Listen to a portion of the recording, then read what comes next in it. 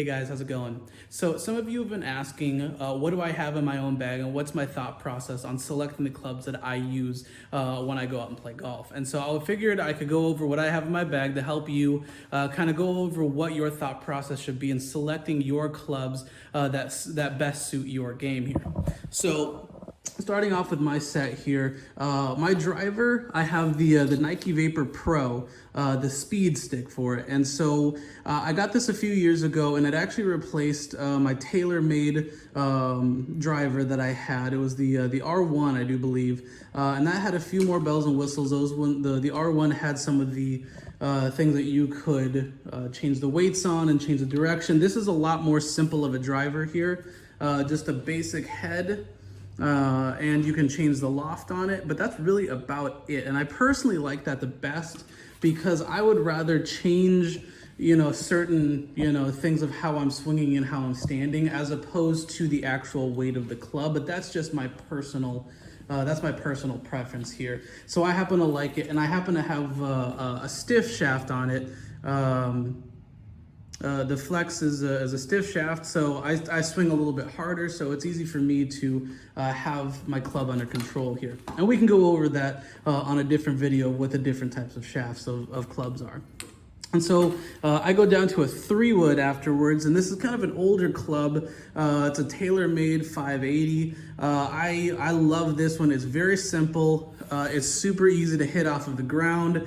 Not a huge head to it, but I like this because I go straight from, a driver to a smaller 3-wood that I can hit off, and it's a real versatile club that I can use just about anywhere, whether it be in the rough or in the fairway. And so then I go down to my hybrid here, which is a TaylorMade Dual Rescue club here. And it's specifically modeled after a 2-iron here. So when you're looking at hybrids, a lot of them are going to be having these numbers here, and this is what the equivalent of an iron would be. So the loft that you would take here would be the equivalent of a 2-iron.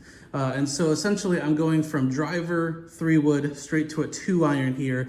And this also has the ability to change some of the weight settings here. I have it set to neutral.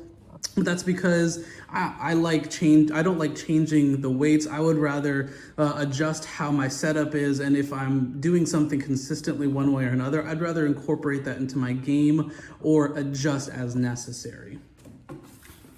And so from my 2 hybrid, I'll jump down to my long irons here. And for the bulk of my irons, I have the Nike Vapor Pros, the blade set here. And so the difference between blades and cavity backs are going to be that the sweet spot on an iron is going to be a lot smaller on the blade set. So what I mean by that is the very center of the club right there. That's where you're going to want to strike the ball in any club. But if you are using the cavity backs, they're actually going to have a bit wider of a sweet spot. So instead of having to hit like just dead center, you can have maybe a bit more of a gap for the cavity backs here. So I have the Vapor Pros because it gives me a little more control. So that's the thing with blades, it gives you a bit more accuracy. So whereas you might not hit as bad of a shot with the cavity backs, if you hit dead on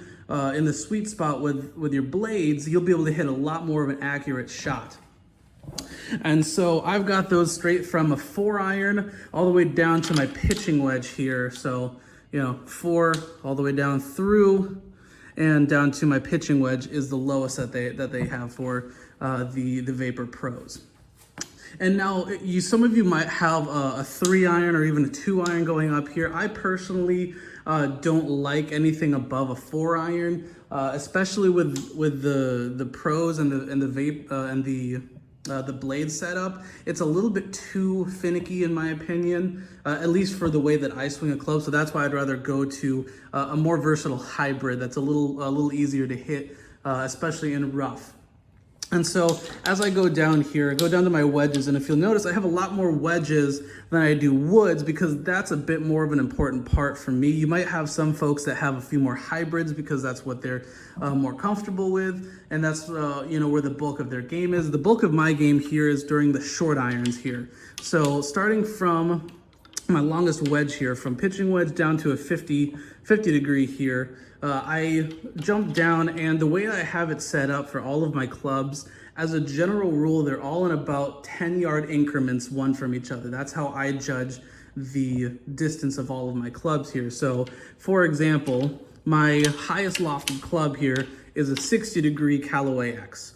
And I've had this club for years, and it's been real faithful to me, and I absolutely love it. But I love the 60 degree because it gives me a lot of versatility around the greens if I want to do a lob shot, or if I want to do just a simple, short bump and run. I'm able to do all of those things, but I have had a lot more practice with the 60 degree. This is probably one of the most used clubs in my bag. But I go straight from the 60 degree down to a 54 degree. The 60 degree is going to be about my 100 to 105 yard club on any given day. And so the 54 degree is my 115 club. So another 10 yards to 10 yards further. And if you notice, this is a Titleist Vokey that I've had for a while. This is the 54 degree. And this has been super consistent for me. I'm able to get a lot of good control and spin off of this.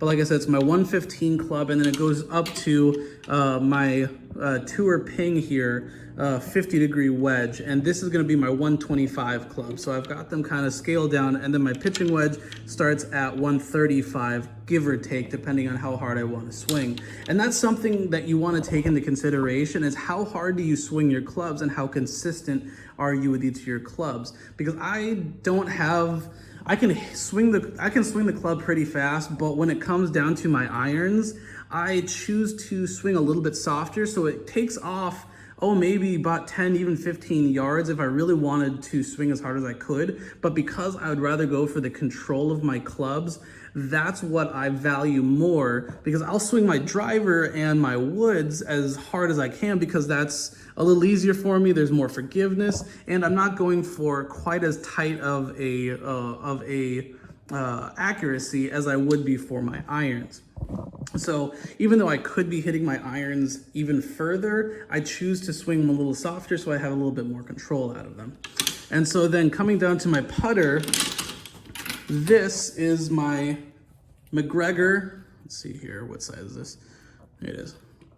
This is my MacGregor putter, and this, I don't think I've ever seen it in a shop. I actually picked this up when I was working at a golf club back up in Minnesota, and I just love the style of it. I personally like the mallet style of putter over a blade style. For me, it's all about the balance of it. I love having the weight on the back of the club here that allows me to kind of visualize my stroke back and forth a little bit better. Some people like the blade approach. Some people like having it a little bit smoother and a little bit smaller of a target. I personally love the weighted clubs and how it just helps me envision everything that I need to do a little bit better. And so coming up for my golf balls, usually I'll play a Pro V1 or a Pro V1X depending on how much spin I want and how much distance I value. It really all depends on the course that I'm playing. If I need to value distance off the tee or control around the greens a little bit more. So that's more of a course by course basis as a general rule. So I really hope that this gives you a bit of an idea of what my thought process is, and I hope you have answered some questions, and this will help you select some clubs of your own going forward. And if you have any questions, please reach out to me directly or leave a comment in the comment section below. Please like the video and subscribe to the channel. We'll see you guys next time.